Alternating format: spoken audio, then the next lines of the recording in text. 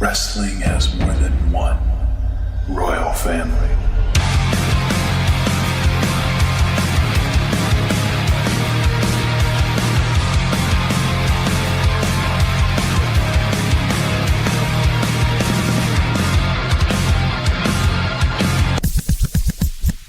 I like that.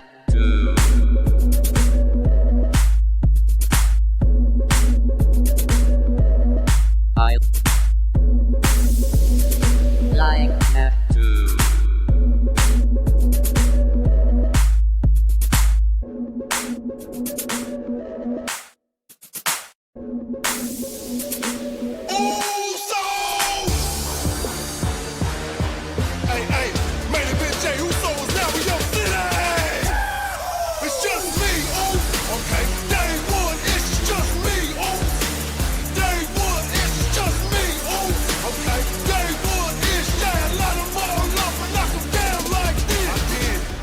It's on me now, Oos. Hello, everyone, and welcome to our fourth episode discussing all things geekdom called I Like That Too. You may recognize our voices from such podcasts as Positively Star Wars Senate.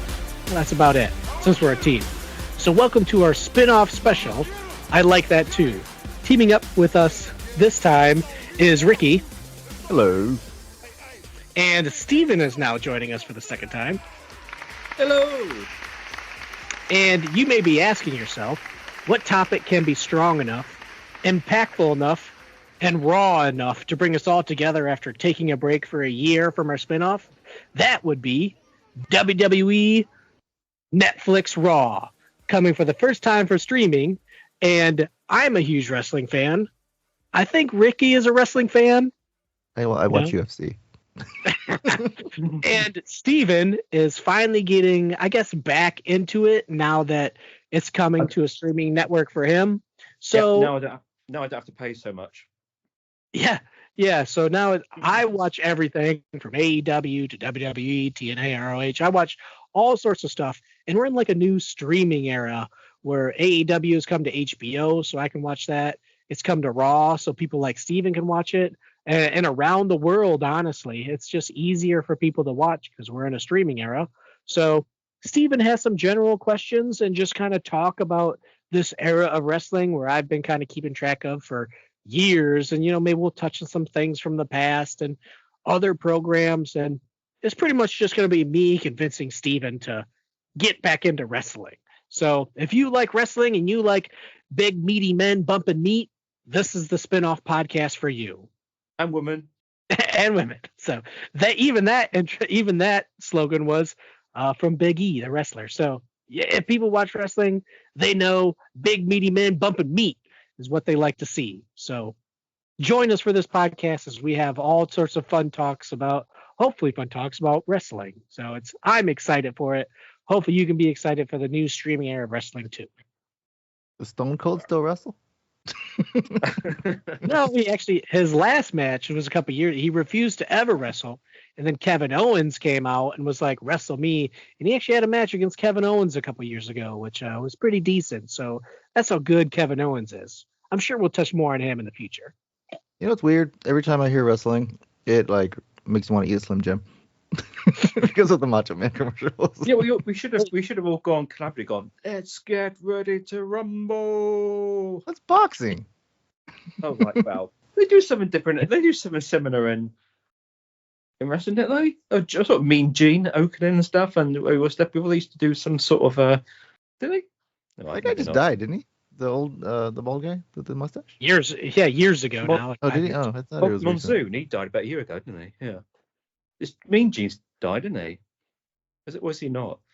Yeah, he has also passed away. Yeah, and Bobby Heenan, he went in the last couple of years, didn't he?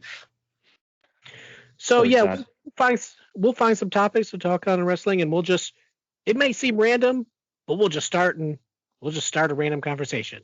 90s wrestling. When wrestling was good. I mean, it was really popular. It's good now, I must say. I returned because I watched before. I came back before COVID. Then COVID hit, and I stopped because honestly, the no crowd thing really just freaked me out. And then I stopped for COVID, and then the Bloodline story happened, and I came back. I didn't come back for the Bloodline story because I hate it and still hate Roman Reigns. And but I came back because I have a history with Kevin Owens and Sami Zayn. Like I used to watch them in ROH when it was Kevin Steen and El Generico. Like it, so seeing them wrestle and come up from NXT and be on the main event, and they were always villains, but they were always best friends in the Indies. Well, and enemies. They have a decades long story of best friends and then turning on each other back and forth. And so when there's this hinting of them being friends and stuff like that, I got back into wrestling, and then Cody Rhodes came back, and now like all this amazing stuff is happening on Netflix, and other than the way you have to watch it, but the storyline has been absolutely incredible. So I'll take your word on that one, because obviously I'm coming on the back end of all that now. So yeah, I can't believe you missed like the whole Bloodline story. I mean, it was I'm glad I missed most of the Bloodline. It was a 3-year story, and I only watched the last year of it. And even then, I was so sick. I was sick of Roman Reigns before the Bloodline story.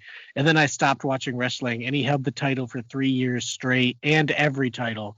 And there was just tiring stories. And it wasn't until Cody Rhodes and Kevin Owens and all them kind of came back, and then the idea of him losing the title, where I started to watch, and it got really interesting. But when he hogged those titles for 3 years, I would have quit anyway. It was horrible, man. But the story was good. And I've been saying this for a long time, and I always get a lot of hate on Reddit for it. I hate Roman Reigns. Like, he just doesn't deserve the push that he gets. But the story is good.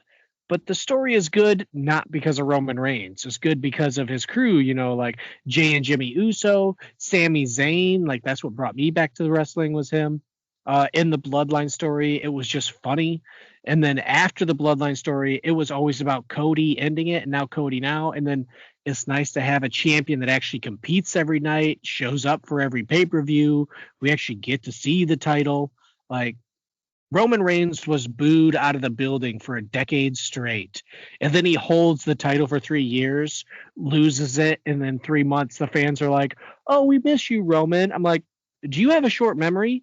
He was booed for a decade straight. Every WrestleMania match that he main evented, every Royal Rumble that he won, he was booed out of the building. And he's just one of those guys that were just forced down your throat. He's got no mic skills. He's got a minimal wrestling ring skills. Like, all he has is a presence of standing there and shrugging his shoulders while The Rock does all the talking, or Paul Heyman. And I'm like, I'm sorry, AJ Styles and Kevin Owens and Cody Rhodes are just more entertaining in every way. So that's storyline when he was supposed to be The Rock's brother or something like that.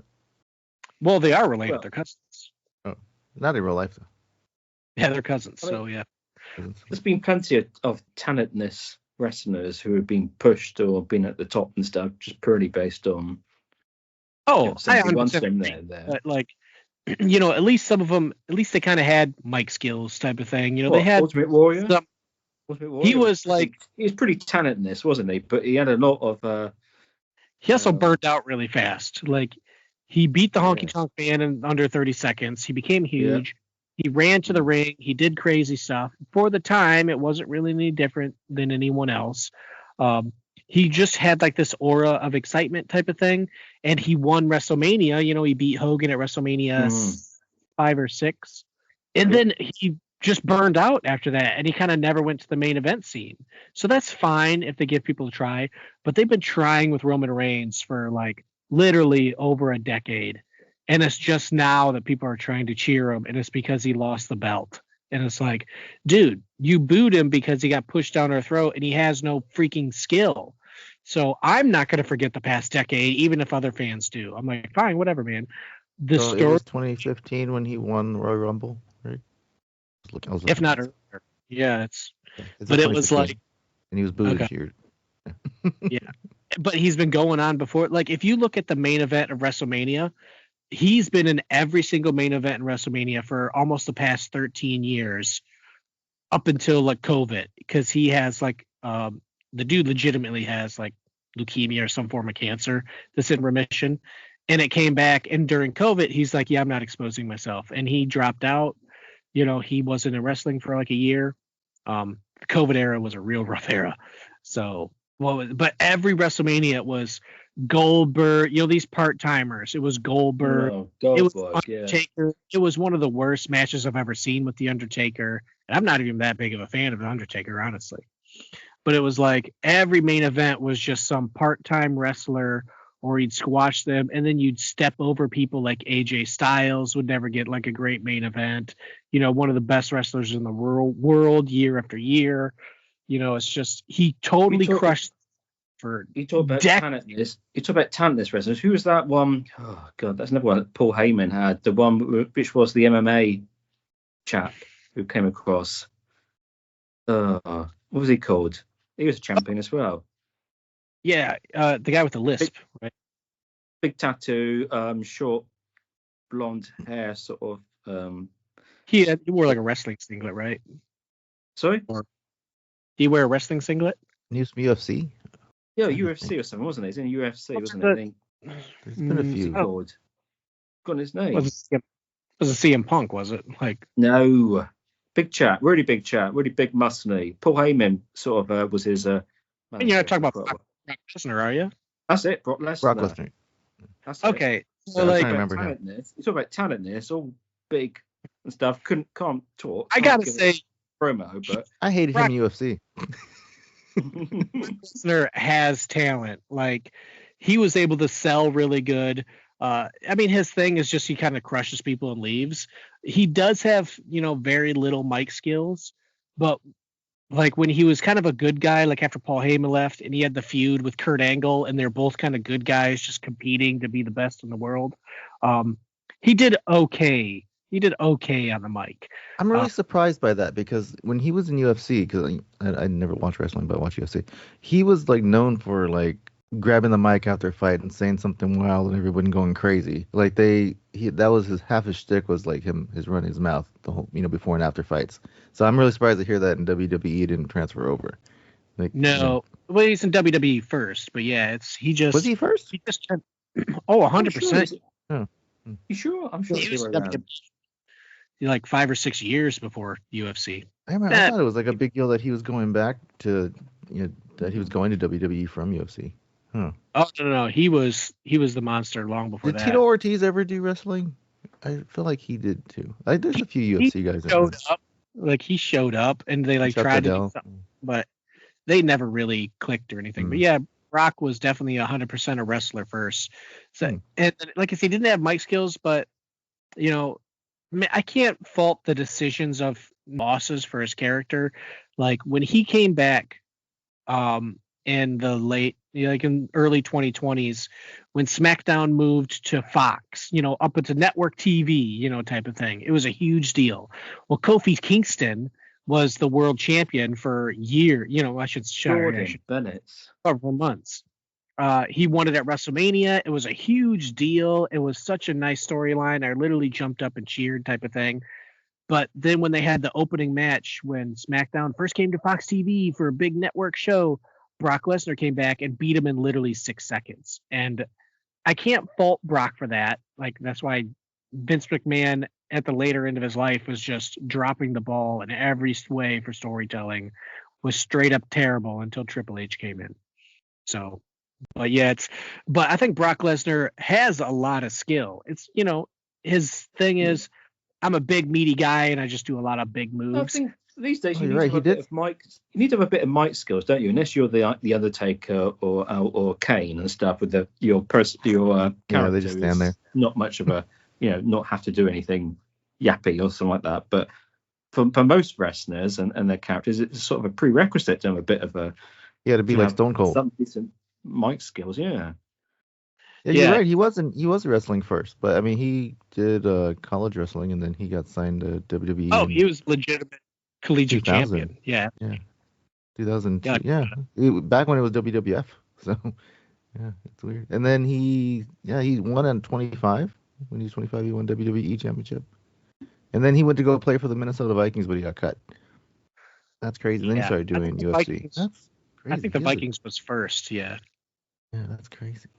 Oh yeah, he's a good athletic talent, and it works for WWE because he really couldn't fight anymore in UFC because he has diverticulitis. Yeah. So when you get kicked in the stomach, you could die. So the WWE worked because you could still be physical. You know, you're not getting kicked directly in the stomach. You can still take some blows to the body when you fall. He still did come back and do for a while. He came back to UFC after he got better, but yeah, then he went to Yeah. WWE. Then he kind of lost. But I remember I watched UFC at the time. But yeah, I watched some of his fights when he came in. Like I went to Dave and Buster's, or not Dave and Buster's, but Buffalo Wild Wings for like 5 hours and He does. like watched his fight. Yeah, B-dubs, yeah. I haven't watched UFC in a while. Well, there's another tant in this one. There's another tant in this one I'm thinking about. The chap who was your American weightlifting champion, the so-called world's strongest man. Mark Henry. Yeah. Come on, man. No, come on. No, he was he couldn't do nothing in the ring. He couldn't. I mean, apart from look big and pretend he's got upper strength, which he has, of course, but there's nothing else there. There's nothing else there other than is the world's strongest man sort of catch. It was definitely a gimmick type of thing. He at least had a gimmick where that's Roman Reigns doesn't even have that. It was just he was Vince McMahon's golden child, and he tried to push, overstep people like Daniel Bryan, Seth Rollins, like all these indie wrestlers that had legitimate skill that people want to see, and just pushed them right past all of them. And then they tried Dave Bautista again, and they booed the place out of the building. And it wasn't until they put Daniel Bryan in WrestleMania 30. Like, people don't get it. They don't want to see them freaking guys shoved down everyone's throat. They want to see the good wrestlers. So, and that's why I'm happy with this era now, the Triple H era, where he's writing great storylines. And this Bloodline storyline, after 4 or 5 years, is still really good. Like, I like the idea of the old Bloodline versus new Bloodline. Jimmy getting singles gold, Jimmy Uso getting singles gold. So it's really entertaining. And the indie guys are getting pushed. So I think I would like to see something a little bit different. I mean, so I'm catching up with it now, and I don't know how many years it's been, 5 or 6 years or so. Not really watched any because of the TV rights and that kind of stuff. And it's just the same old thing, really, that I last remember. And I'm like, I wish they'd just do something a little bit different. Here they are all arriving at the arena, just come out of their car and the crowd starts cheering, and they are walking down there to the locker, which is obviously completely staged. I know that. But it looks like it's staged. That's what really even annoys me now. I look at it and go, this is staged. It doesn't seem believable. It's also staged for the NFL or soccer or anything like that. They try to make it now. So it might look a little. They try to make it look. I've seen that more before, like loads of times. Wrestlers arriving and that people are getting, this kind of stuff. And it's like, well, I saw this 5 or 6 years ago. Can't we do something a little bit different here? I don't know, something different. It's what they do at sports, though. Like you see the quarterback arrive, or you see the whatever it is that people do in your football. Basketball players walk in, they got their headphones in, and then they're just walking in. Yeah. Yeah, but you can get that on football. I mean, I don't watch that. I mean, what do I see players arriving for? They're celebrities. People want to watch them. No. No one can top Mike Tyson's pre-fight interviews. I mean, with that, a bit more interesting, but I can't. No, I just like no. It's just no. I don't know. Every time I would like tune in, has evolved over the years. We had the great NWO storyline, which got a bit stretched out, of course, a bit too much. And then you've had like oh god, what were they called? Triple H and Shawn Michaels. Help me out here. What was there? Oh, the oh god, how am I? Degenerate. Yeah, that kind of that sort of era and stuff, and some cult stuff. When those sort of eras were happening, things happened differently on the show. The whole show was dictated to by those big arcs, wasn't it? The whole thing was centered around that. There wasn't no normal. These people got this feud against somebody, or this people got this feud against them. The whole thing came off this great big overall arc that made it things seemed different, and because it seemed so different, it felt more real. It felt more personal. Whereas now we just seem like we've just gone back to the normal. Oh no, somebody's falling out with somebody else, and now and now they've done now they've turned on them. Now they're back to that. I was like, I've seen all this stuff before. It's just the same. You've also old been alive for 45 years. You've also been alive for 45 years. Like everything's gonna be, everything's gonna look like it's already been done before. Try not to fall into that trap. Like, oh, I've seen this before. Yeah, but it's a storyline with new different wrestlers. The NWO stuff and DX stuff was good, but like you said, it got old after they put too much focus on it. Like they literally drove it into the ground. So, I mean, Well, they certainly I did. was They certainly did with the NWO stuff. Certainly went too far. I think they came up with a really great concept, and then it went. I don't know. They just seemed to lost the plot, didn't they, on how they did it? And there's different NWO factions and stuff in WWE, and that's all went. And even it didn't last very long when they came to WWE, because they came in as the NWO, and then it's sort of like within about a month or so, it sort of just disappeared, didn't it? And that happened because Hogan got too popular, so they had to turn him face, and that pretty much broke up the NWO. Yeah, that was a shame, really. I just still remember when they first arrived in WWE. That was awesome. That really was awesome, but it didn't last. It didn't last very long, unfortunately. No, because they popped in right before WrestleMania, and I remember watching that WrestleMania live at my buddy's house. WrestleMania 18. Was it 18? Yeah, I want to say it was 18. Like The Rock versus Hogan. That might be my favorite match of all time. Because it was so insane, but the crowd cheered Hogan so much, they turned him face. And when he turned face, I went to WWE Vengeance in Detroit. When he was a face, when he like wrestled as like a champion and stuff like that, and he brought Yellow Boa, and he was like an old guy. He won the championship against like Triple H or Brock or somebody. Or Brock took it or Triple H took it. And then he won tag team title gold with Edge. Then he became Mr. America, which I thought was hilarious. So I mean, he definitely came back and did a lot, because the NWO fell apart because they couldn't get people to boo Hogan. I mean, that's just as simple as that. That is, yeah. I mean, that's what really made the NWO. It wasn't about that Hogan turn and that kind of stuff. But the build-up was pretty good. I do remember when Hulk Hogan came back, and then I was like, oh, he's wrestling again. I tuned in a couple of times just to watch, even though I don't want, but I know who he is because he's from the 80s or 90s. Yeah. No, 80s, I guess.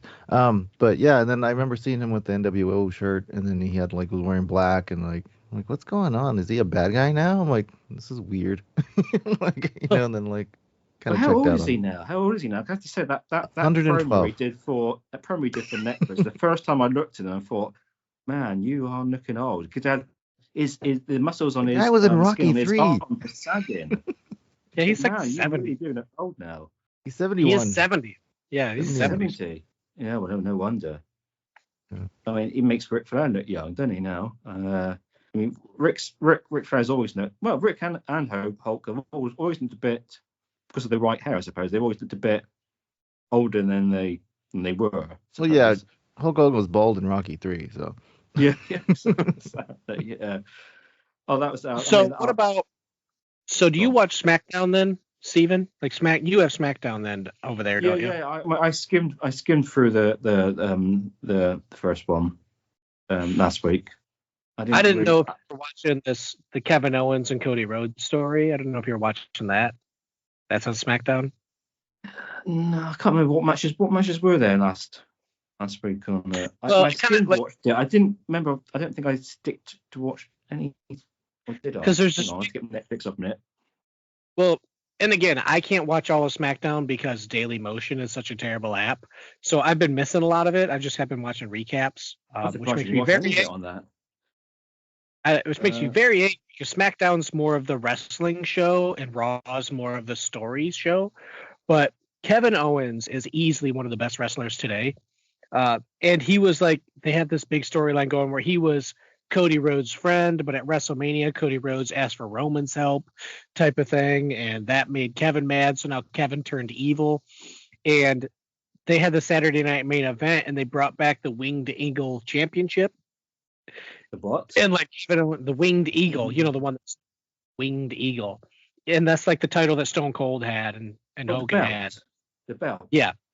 Right. Yeah. They brought it back for one night, Saturday night main event, because that started in the 80s or 90s or whatever, and that's the title that they had for that. Well, Kevin Owens stole that title. Like, it was like, listen, this is a one-time thing. Then this title's going back into the archives. Like, there's nothing special about it. This is just for show. Well, Kevin Owens stole it because he's like, no, I beat Cody. So now he has this belt. And what he's doing is just hilarious, because I don't know if you know Cody Rhodes' history. Like, his dad is Dusty Rhodes. Like, do you remember Dusty Rhodes? Yes. Where he's like the son of a plumber. Well, Kevin Owens just came out on SmackDown the other night, and he was like, he had a shirt where he's like, the son of a security technician. So the t-shirts that he makes are so hilarious. Like, he wrestled Rey Mysterio, and he wore like Rey Mysterio t-shirt type of thing. Like, Kevin Owens is like amazing right now, and I'm so happy to see him with, while it's not the official title, to have him carrying around like the winged eagle and like telling everyone like, no, I'm the champ, I beat Cody, the ref just didn't count the 3, like, type of thing. It was like, SmackDown is really on fire because Cody Rhodes is an amazing champion, which I just learned. Like, my nephew watches wrestling, and I had no idea, because like, my brother isn't big into TV like me. He's more of a football guy, and I'm more of like a nerd culture. But his kid, my nephew, is getting into Star Wars and now wrestling, because my mom told me. He's like, oh, I want to draw a picture of, and my mom doesn't know who it is. She's like, I don't know, this guy with like a red, white, and blue skull. And I'm like, Cody Rhodes? And she's like, yeah, that's it. So like, this little, I don't know what he is, like 6. He's like getting behind the champion because he's like the superhero level champion. And that's what I love to see, like, these kids getting into the product. That's why I like Skeleton Crew, because my kid enjoyed the product. So I'm happy to see kids get into it. And I think Cody Rhodes is a much needed refreshing champion. So I think you really need to watch SmackDown. It's really good. Like, I'm just looking at on Netflix. I don't remember watching it. I don't think I've watched SmackDown at all. I certainly haven't seen yesterday's, because I just streamed yesterday. I certainly haven't seen that. But I have been watching Raw. I've seen both. Well, I've skim watched. I've watched a few matches on both 4 episodes so far this year. Yeah, and that's where some of the bloodline stories happen. So I think Jey Uso's on SmackDown, and he has a pretty exciting entrance. You know, he's an exciting wrestler. Aren't they still splitting them? Because they were splitting wrestlers down the middle. Only some appeared on Raw, and only some appear on SmackDown. They still doing that? Yeah, they're technically 2 different shows and brands type of thing, but there is some crossovers. The first show of the Netflix era on Raw, you know, that was more of an event. So yeah, lots of people showed up, but Raw and SmackDown do have their own champions and their own belts, which is good, because people like Roman hogged it for years, you know, and then once they split the show, it allows for wrestlers who would never get a chance at the belt to at least win some sort of belt. So I'm 100% proponent of splitting like the shows, to have splitting the brands, because then when like Survivor Series rolls around, then it's like, oh, one champion versus the other champion, and it just keeps it fresh, because for a long time Raw and SmackDown were just the same shows, the same people, the same storylines over and over. But now they're 2 totally different storylines, and when they cross over, like someone walks on, it's like a big thing. You're like, oh man, I would love to see, you know, Gunther face off against whoever. So, but yeah, what do you think of Gunther as a champion, if you've seen him? Gunther, what, in SmackDown? No, he's the champion. He's the world champion. Gunther. Oh God, I can't see what he looks like now. Hang on a minute. He's like the ring general, the guy from Germany or something like that. Oh, the German one. He just wears black shorts. That's it. I don't think I watched the match where he was in. I noticed he was on it. I didn't watch the match that he was in.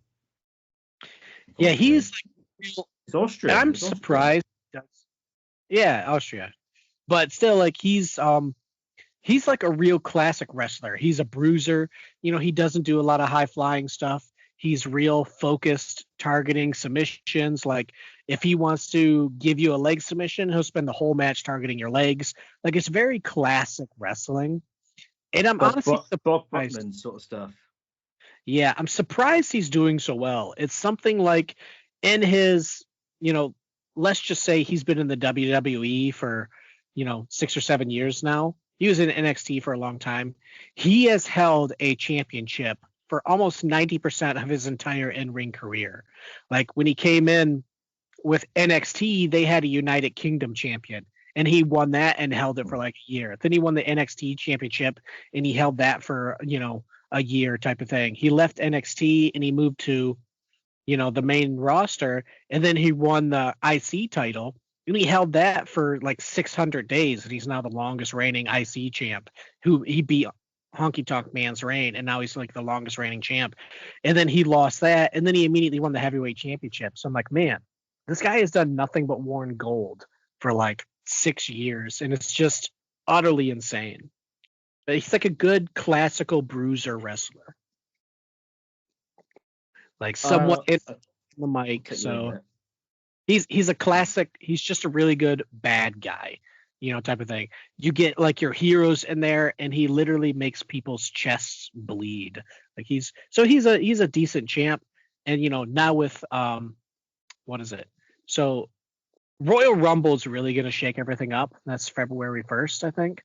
That's because I honestly don't know where they're going to go. Like, is it going to be Cody Rhodes versus Roman Reigns for the third time at Mania, which I do not want to see? Is it going to be Roman Reigns versus The Rock in their own match with no title? I don't know. Will Roman Reigns beat Cody and then have the title at Mania, which is my least desirable outcome? What's going on with Gunther? You have John Cena coming back. Is he going to wrestle someone? So it's just, the card's totally open, and it's pretty entertaining to see who's going to face. I just hope to God it's not Roman Reigns versus Cody again. Like I'm sorry. Like I can't do that a third time, and I do not want to see Roman win the belt. I will be very mad.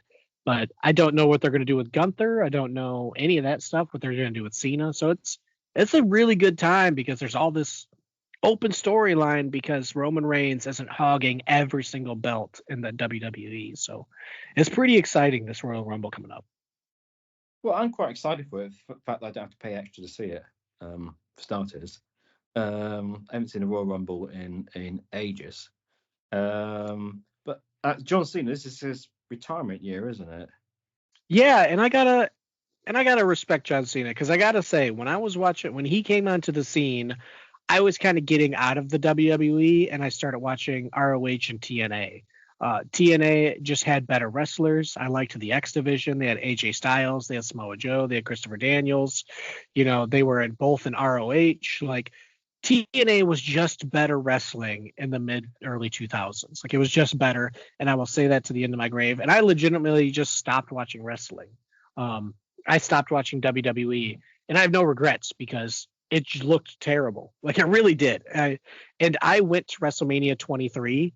I lived in Wyoming at the time. I drove back because I worked like in the oil field then. So I traveled all for like a month at a time. So I returned home to Michigan. Well, luckily my day off was the day that WrestleMania 23 was. And it was like, I went there and saw it. And I wrote a sign. The one sign that I carried was John Cena sucks, because I hate it. I hated him.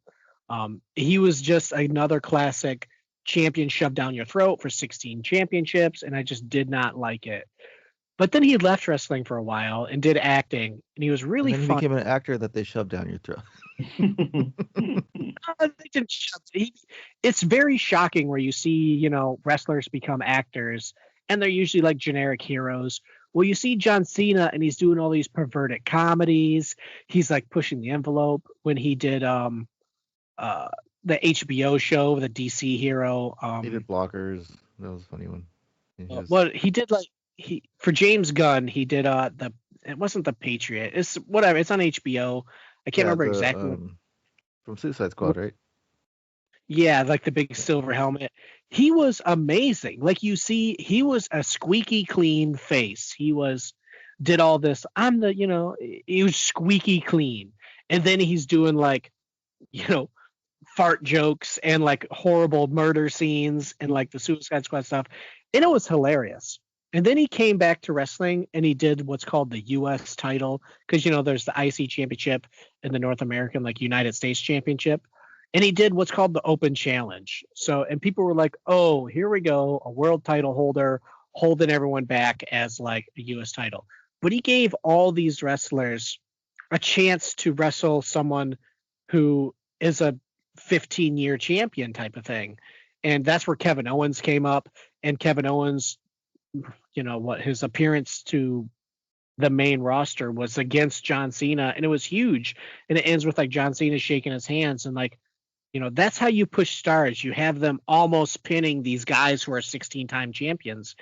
And then he left wrestling again, and then he came back, and he's doing nothing but giving to wrestling. Like, nope, Undertaker doesn't do that. Nobody does it. John Cena came back after like 4 or 5 years away, and then he lost to a bunch of mid-carders who right now aren't being pushed at all. So he was willing to come back and say, you know what?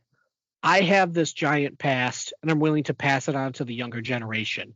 And he lost the next 3 WrestleMania, I think 2. He lost to one of the Australian guys, and he lost to Solo Sikoa. So he lost to him.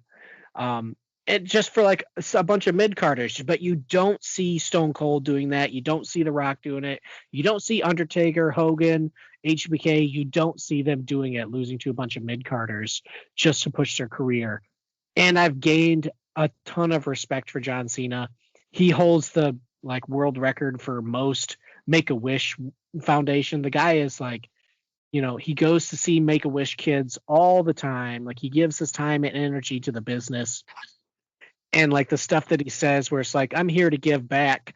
I'm just going to have one more year and my body can't handle it. So he's like, I'm not going to keep returning when I'm old, like John Cena, but like Ric Flair, like, Undertaker, they just don't got it. I'm sorry, you don't have it anymore. You haven't had it for 10 years. So, and I'm rooting for him. Like, I'm rooting for John Cena to break Ric Flair's record for 17 world champions. Like, I'm rooting for him to get a win. Like, he hasn't got a win in like 8 years because he keeps giving back to the business. And he's like, hey, I'm just here for one more year. This is my last WrestleMania. It's going to be my last elimination, like all that stuff. And I'm like, man, I can't wait to see the John Cena story unfold after me personally hating him for like 10 years and just straight up giving up on wrestling because I got so sick and tired of Triple H and John Cena and Randy Orton. So to see his story, that guy from Fortnite. Who's that? Oh yeah, he has his own skin. 100% is like that's where my kid knows all this stuff. He's like, oh, who's this? Oh, Becky Lynch. Who's that? Oh, they're a wrestler. Oh, what's this? Dragon Ball Z. Okay, cool. Who's let's be Darth Vader and I'll be Anakin type of thing. And it's if that's what it takes to get kids into it, fine, because like he doesn't really watch, man. So. But yeah, I think you're getting into at like a peak time, so hopefully it stays peak for you, Steven, because I'm telling you, there's a lot of big stories going on, like the Bloodline story, that's still going on. Hopefully it's going to. I hope we're not at the peak yet, because I'm hoping for it to be a lot better than this. It's just the same. When I saw watching that street fight, we had different opinions over the quality of the street fight match.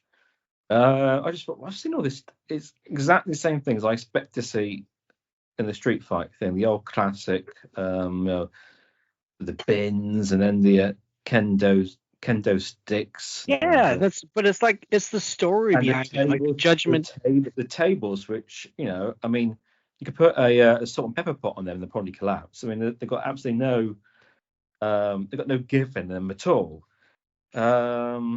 Wait. What's a salt and pepper pot? Well, you could put something very light on it, and it would collapse. Those tables are nothing. It's just Have you never been in a street fight and broke a table, Steven? I've never been in a street. They break pretty easy. Come on. How many tables do you come across in the street? I mean, I know. what's it like over there? Well, do you have HB? Oh, if you get in a fight at a farmer's market. Well, there are tables there, but I would not be going through any of them. I'll tell you that. I would absolutely, me a breaks in half if you try and do a sort of slam somebody on one of those tables. What about do you have HBO, Steven? No.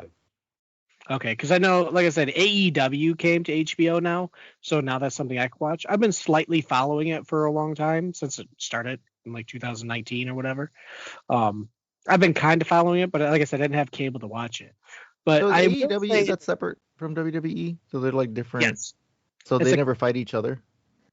correct. It's a competing Oh, brand. So, but I must say they are doing something a little bit more different. Like their content's usually a little bit more violent. They have a lot of wrestlers from around the world. Like they have a lot of Japanese wrestlers from New Japan Pro Wrestling type of stuff. Like I don't like it too violent. I mean, I know it's some of the stuff even on WWE they've done the old tacks. They a bag of tacks and stuff and throw that over the floor and then slam something. I mean, that's all right. That's all right. But I know some of the other stuff they do in some of these more extreme ones. They've got barbed wire, and it literally is barbed wire. There's no, and then they're sort of throwing them down on sort of like bed of nails and this kind of stuff. Like, no, I don't want to watch that. it gets pretty crazy. Like what if they took some sort of bamboo shoots and they slammed it in someone's head, so they got like a bunch of bamboo shoots in their head. Like John Moxley just had his ear bitten off. Like he was bleeding so much in the last show. He's their champion, and he had like his ear bitten or something, and now he has that taped together. Like it's violent over there. John Moxley is crazy. That's a bit too far. So is it like adult? Like is it like more geared towards like young adults instead of kids? Then I'm assuming. Yes, it is definitely 100% PG. It's like ECW was, isn't 14. It? A bit like ECW. Nothing's ECW. So, but it's approaching. ECW definitely did stuff where people would try to hurt each other, but it is very close to it. It depends on the wrestlers. Like the stuff that they do can be pretty insane. Like I said, I've been watching some of the older matches, like the original ones from like 2019 for AEW when they first started, and they were legitimately dragging people through barbed wire, and you would watch the cuts bleed immediately. Like they were doing really insane stuff. Nothing like light bulbs because that stuff really is poisonous. But they also did funny scenes like instead of thumbtacks they used Legos, type of thing. So they threw a bunch of. Yeah, right. That's so I discovered. Just looking at now, AEW is on free to air over here in the UK and ITV. Did not know that. So again, it doesn't have the same production value as WWE, and a lot of the rest are unknown. But like Edge is there. Chris Jericho's there. I think I have seen it once or twice before because I like he's not there as Edge, is he? He's there as his real name, isn't he? Yeah, Adam Copeland. Yeah, that's it. Yeah, I do like Ed. I do like Christian. Christian's there, and he's like a real funny villain because his like thing is if someone's dad is dead, he like makes fun of them, and it's like this real weird thing where he's like, and you know what? At least my dad isn't dead. Like it's just ridiculous. You're like, oh damn, is Chris Jericho still going? Yeah, he's getting up there, so don't judge him on his body. I wish I'd look like that at like 50, but he's definitely not old Chris Jericho. But Chris Jericho is another one who's like really giving back to the business where he came over to AEW and he was the first AEW champion, which brings a lot of attention to a new company. And then like he handed it off to, I think, John Moxley, which is Dean Ambrose, who's great. And then, he kind of did all this he keeps reinventing himself and it's just entertaining. Now he's like the learning tree and he's like this real cocky guy. And he actually went to ROH, which is like a super indie thing. Remember I said I stopped watching WWE and only watched TNA and ROH? ROH was not on TV at the time. It was literally you only go to house shows. Yes, it is. Yes. So, and the ROH has gotten to be known as a really good up-and-comer, like as the top indie program is ROH. I think they have TV now, but it's hard to find for us. Like real obscure channels like TV Guide, like weird thing like that. But now Chris Jericho went to ROH and he's the champion of like ROH. So it's great to see crossovers where you have Matt Cardona as like a champion who used to be in the WWE. Chris Jericho's crossing over, and he's gonna give someone a really big rub whoever beats Chris Jericho, the first undisputed champion, the first AEW champion, multi-time champion, tag, all these belts, whoever beats Chris Jericho is going to get a career push. So if he holds the belt for a couple months and he brings it to national TV, maybe not national, it's still cable television and AEW, now more people are learning about ROH, where it used to be like a niche thing for super wrestlers like me, super fans. Now it's now it's getting more well known. So, and then they signed this thing that WWE and TNA are now in a program together. So, which is good because, like I said, TNA used to be amazing. Now it's, like I said, they really fell off. They will only they only had shows at like Universal Studios in Florida. So if you bought tickets to see the Jaws thing, you get free tickets to TNA wrestling type of thing. So it was kind of, again, it wasn't its glory days of the early 2010s, but it still had decent wrestling. Well, now they're doing crossovers with NXT, the junior program of WWE, and it's great. Like Jordan Grace is a fantastic female wrestler, and there's all these other great wrestlers where you see, but anytime there's crossovers, wrestling fans just get excited because it's new, fresh matches. So it's, like I said, it's a great time. But if you have SmackDown, definitely watch SmackDown too. It's like a brighter show. Like I said, there's bigger story. The Kevin and Cody stuff is great. The Judgment Day, Jimmy Uso, their champs and stuff over there. It's a fun show. Just looking at AEW on ITV's app and stuff, they got multiple shows as well now. Flipping heck. Even I know who Chris Dynamite, Jericho is, Collision, and I don't. and Rampage. Yeah, well, here's 3 shows. Well, you can't hear Rampage is no more, so don't worry about Rampage. I thought I was finished, is it? Oh, okay. Yeah, they tried doing 3 shows for a while, and it got to be too much. So now Wednesday, and I had to Google this because, again, I didn't know.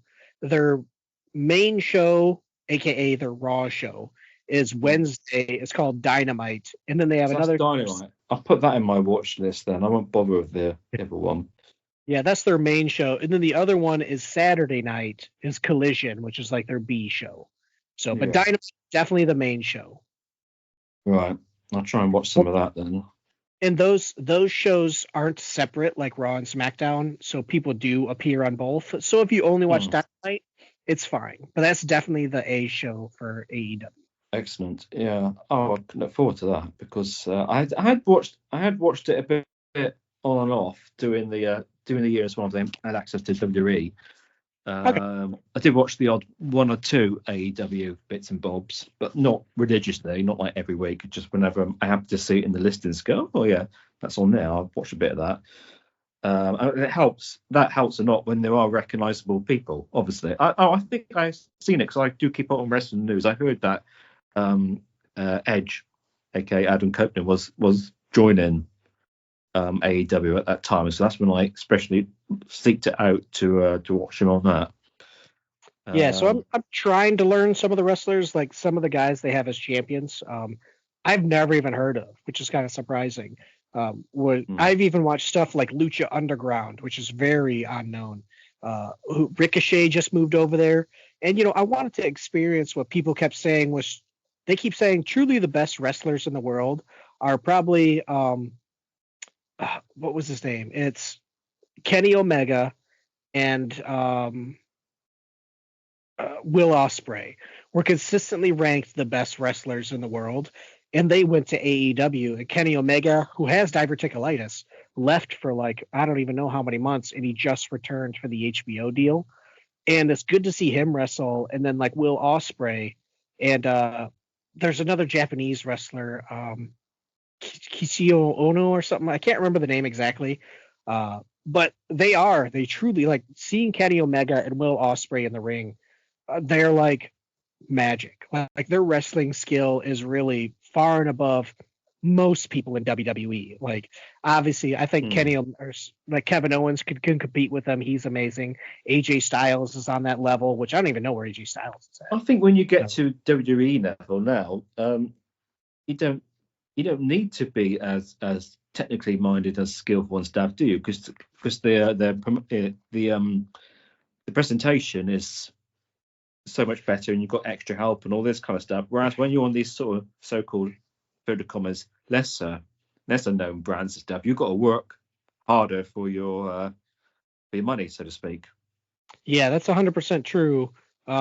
Because WWE, you have to be good on the mic. Like, it's all production. People care more about the story and the showmanship than what happens in the ring. So that's what keeps people kind of attached to WWE. But that's why there's a lot of people who I have a problem with who come up only in WWE, like Roman Reigns, who has no mic skills.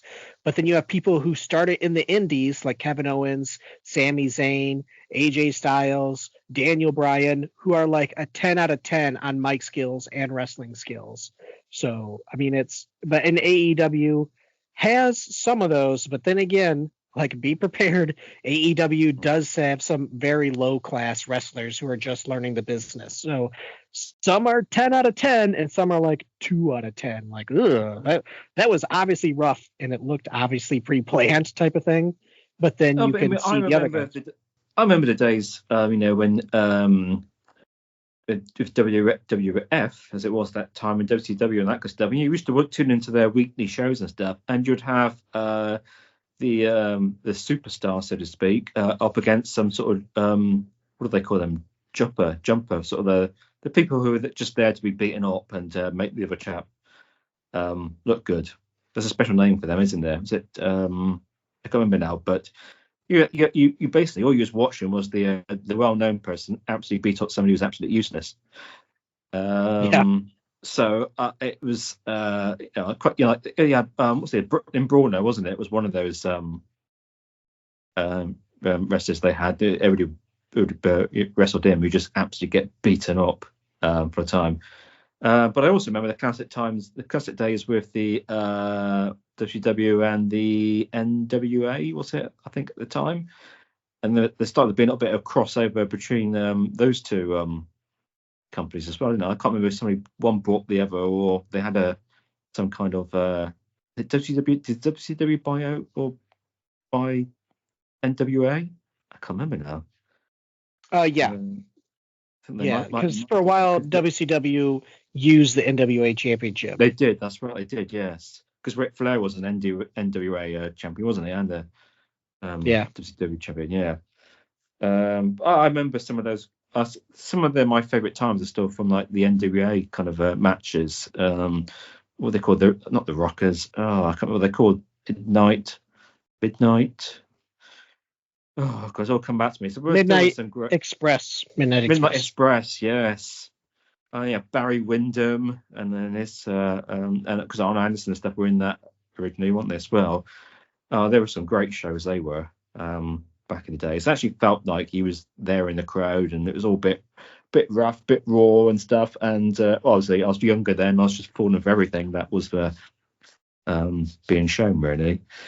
A bit like back in the days of the early WF, when I've read all about how these things happen now, but you got that stuff when Earthquake squashed Jake Roberts' snake in that bag and stuff. You got kids crying in the crowd and that kind of stuff. And I've seen some of the shows on YouTube and stuff now. I think Steve Austin does his show, and I watched some of the stuff like that. And you got he interviews all these wrestlers and stuff. And they talk about how they switch the bags and all this kind of stuff.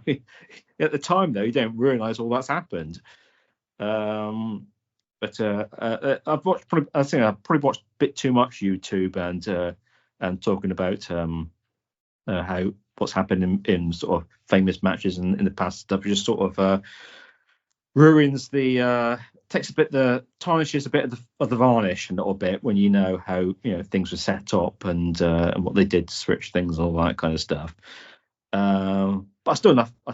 There's been quite a few shows I've watched on the old Bret Hart and Shawn Michaels and Vince McMahon Screwjob thing, which is that's a good watch.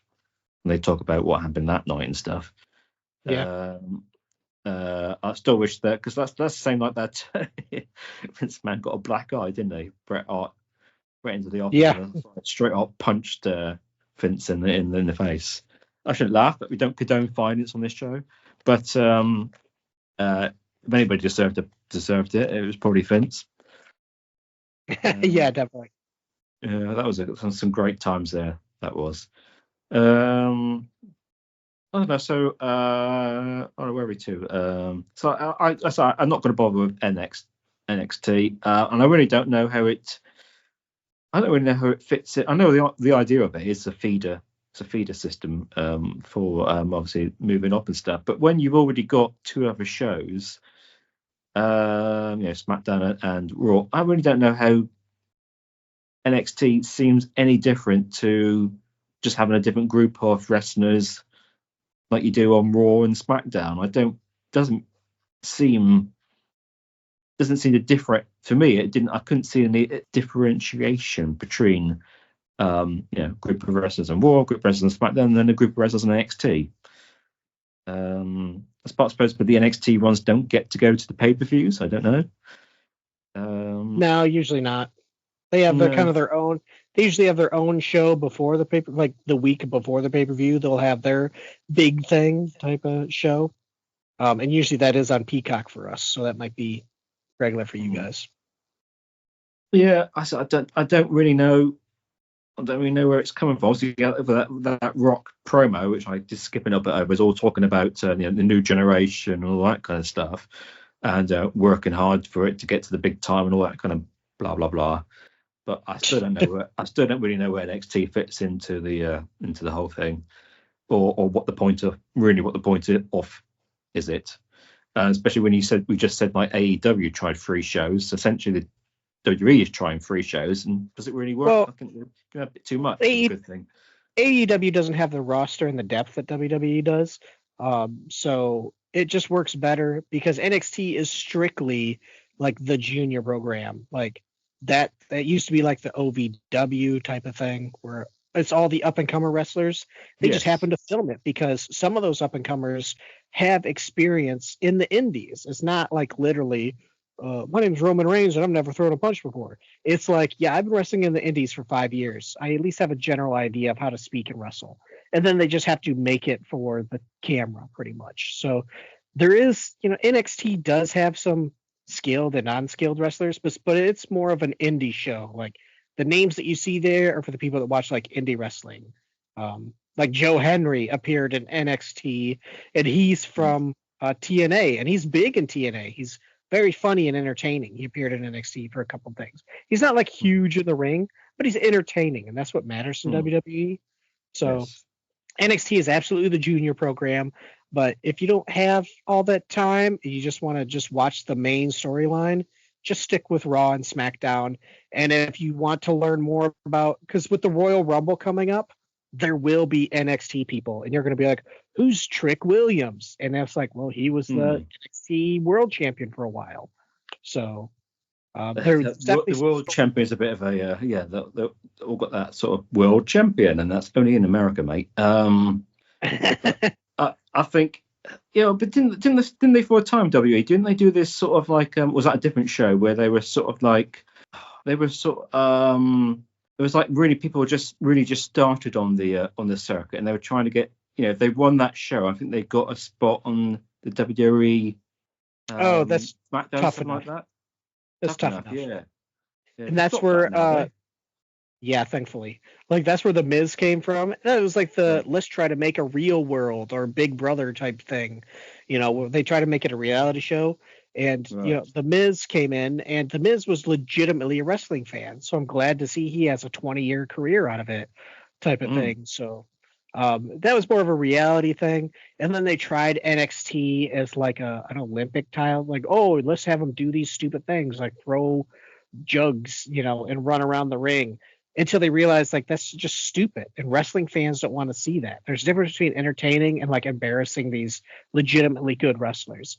So they just made NXT its own AKA indie program, even though like it's mass produced, it has millions behind of it, it's on TV, like, so technically it's not indie, but they treat it like indie, independent. They treat it like an independent thing. So it's good to see like the smaller arenas, the more exciting fans, it's a little bit louder because it's a small arena and the fans just get louder.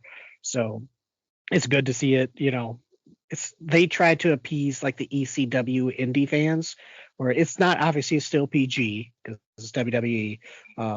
They still bleed occasionally, but they still have, as people up and coming, and there are some good wrestlers like Oba Femi just beat Trick Williams for the championship, and Oba Femi was like the longest reigning the IC, whatever that title is, but for NXT, the secondary belt. And this dude is like a huge I don't want to say where he's from, as like Nigeria or something like that. He's just big, like he's just a big dude, like one of those big meaty guys. And he won the title, so Trick Williams lost it right before Royal Rumble. So I'm like, well, Trick Williams is coming over. Roxanne Perez, who is a really long reigning female champion for NXT, she just lost her belt. So I'm like, well, they're both coming to the Rumble. So when you see those names, you're going to be like, I don't know who that is, but it's because there's an NXT connection type of thing. So it's not all just going to be, here's Trish Stratus. It's not going to be that type of callback. They try to deal with a lot of NXT people. So there is a deeper story. Do they put mixed gender in the Royal Rumble now? They have two separate Royal Rumbles, female and men's. Do they? On the same night? Yeah. Some people do. Yeah, they usually open with like the female and then they end with the male. All right, blimey. Yeah, 30 person Rumble. They're pushing the female wrestlers. Yep. So long as because like the Royal Rumble can go on for about an hour, can't it? Yeah, it is long. It ends up being a pay-per-view where it's like each Rumble is about an hour long. So, and then they have like 2 or 3 matches in the middle. So it's definitely all Royal Rumble type of thing. How do they remember? I mean, we're talking about those all script and stuff. How do they remember everything? And they must have a very sort of loose script for some of these like Royal Rumble because sort of stuff, because you can't remember everything about. You only have to memorize your part, though. Yeah, you only have to memorize your part. Like I come in at number 17, I'm out by number 24. I'll do these couple scenes, and everything else is just ad lib.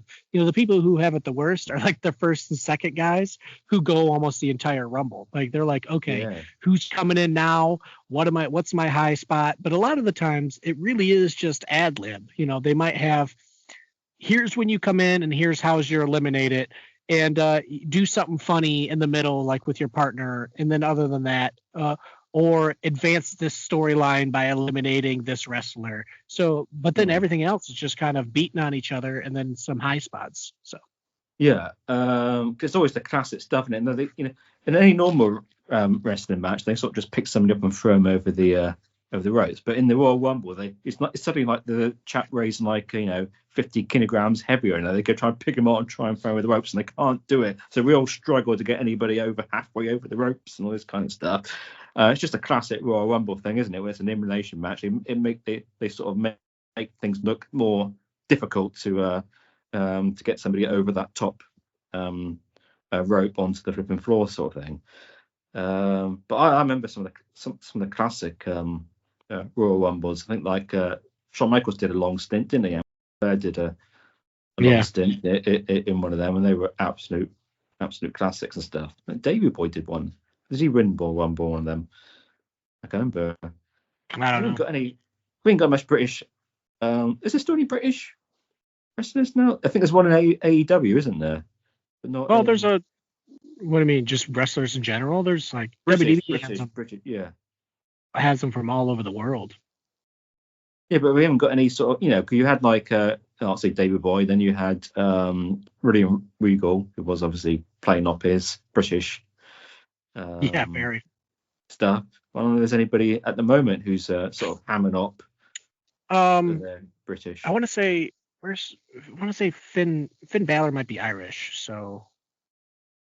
Yeah, you got Sheamus, who's Irish, but is he actually Irish? I was going to Google to see, is he actually Irish? Because he's got that Irish gimmick all the time, isn't he? But I don't know if he actually is Irish. Yeah, he straight up is. So, he's straight up Finn Balor's Irish. He's Irish. He's great. Look, he didn't had going to have Roddy Piper, who was obviously played up his Scottish heritage, but I don't know if there's anybody. Oh, it only interests me. Just wonder if there's anybody going around hammering up the old. There's not a lot of them who make it big, is it? these days. So they kind of ham up the British accent and persona when they actually do get screen time these days. I want to say, who is it? I think Drew McIntyre. He's also Irish. Man, they get a lot of Irish wrestlers. Like, he's big time. He wears a kilt. So. Yeah, I can't remember anybody else now. Yeah, I can't.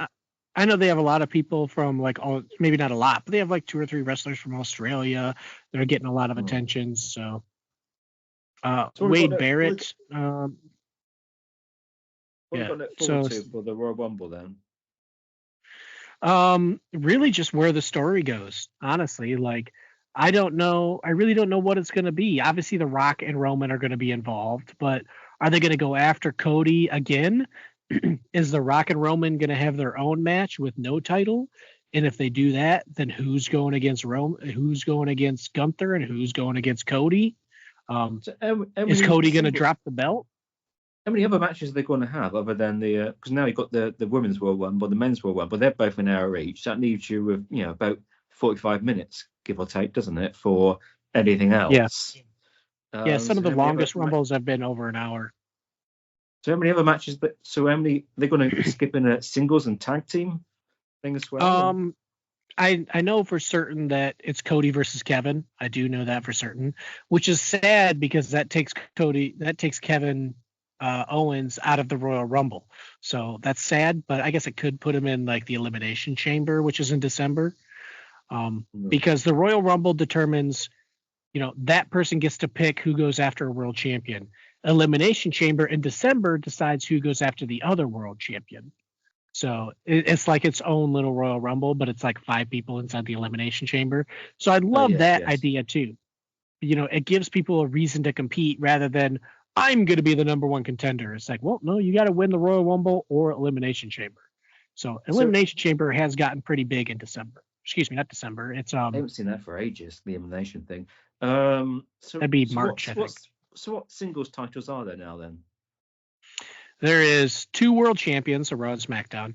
There's the IC champion on Intercontinental. Yeah, I want to say that one's Raw, and the US is on SmackDown. Yeah, because Shinsuke Nakamura is the current United States champion for SmackDown. The current IC champ for Raw is the son of the Steiner brothers, one of the Scott Steiner. Is it? They've got Steiner's son. Oh, brilliant. Yeah, and that dude is a beast. I can't remember his name. That dude is like a beast. Like that kid is legitimately a beast. Like Scott got himself pumped up, didn't they? In the latter years. Not the level of Scott, but he's Scott Steiner when he was of the Steiner brothers. So does he do any of the classic Steiner moves and stuff? Dude, like he's 20 something, and I think he played football, and he's big. Like he's like real big and muscular. But he does a top rope Frankensteiner where so they're sitting on the turnbuckle, and he just jumps from the ring to the top rope, straight up, just jumps from the ring to the top rope, and then no-handed jumps, grabs their head with his legs, and does a backflip no-handed. Like you would not expect it from a guy that's like 250 pounds of muscle, and he does like a running spear where he bounces off the ropes 3 times. And I've literally watched him. He runs so fast when he does the spear. He hasn't done it much lately. But when he does like his super spear where he bounces off the ropes 2 or 3 times, you literally see the ring move. Like he hits the rope so far, I've watched the ring budge like an inch. Like he's a pretty good powerhouse. So those are the 2 junior champions. Which show's he on? He's the Raw mid-card champion. Oh, excellent. He's on Raw. I look forward to watching him. I was a big fan of the Steiners back in the day. It's always great when you get the next generation of their family coming through as well. Yeah. I can't remember. I can't believe I can't remember his name. Does he calls himself a Steiner? I think he doesn't. But everyone kind of knows he is. So it's Braun Breaker is how he goes by.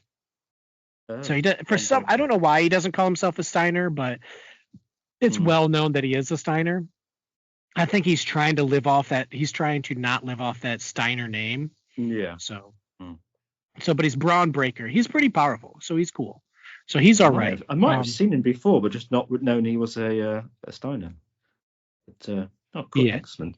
So there's no Ultimate World Champion belt then. No, they split them up, which I'm happy they do because it just gives more titles and more chances to other people. So there's not an overcasting one championship. They don't go with anything stupid like they do in boxing. I really can't get my head around boxing stuff. There's every other match is a unified title sort of thing. And stuff. Yeah. So I would say, well, they keep unifying them so much. Why are we still unifying every couple of months? But they haven't done that. They haven't gone down that line in the WWE.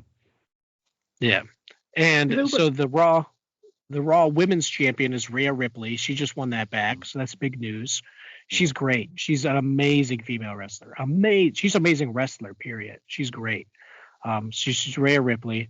And the tag team champions.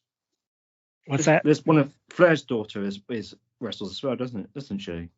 She's been gone for like a year, but I've started seeing ads for her, so she's coming back. Charlotte Flair. She usually disappears and then only appears around WrestleMania, so she's kind of annoying. Where she's like, "Oh, I'm back. I'm going to wrestle for the championship at WrestleMania," and that makes me mad because the people that wrestle day in and day out every single night, these part-timers get the main event at WrestleMania, the biggest payout of the year. So I get frustrated when that happens, but has women's wrestling evolved? Because I haven't really watched it. I skipped over the women's matches since I've come back to it, but I got tired of it. It was all about who's got the biggest artificial boobs, and sort of ridiculous costume and flirts around the ring and that kind of stuff. I'm like, I don't know what. It's basically just gratifying sexism stuff, really. It's wrestle sort of thing. That bra and panties era is over, and now it's because I think like 4 or 5 years ago, the women headlined WrestleMania, like Becky Lynch and Charlotte Flair, like they headlined WrestleMania. So, and they deserved it. Honestly, they were the best storyline going in that time.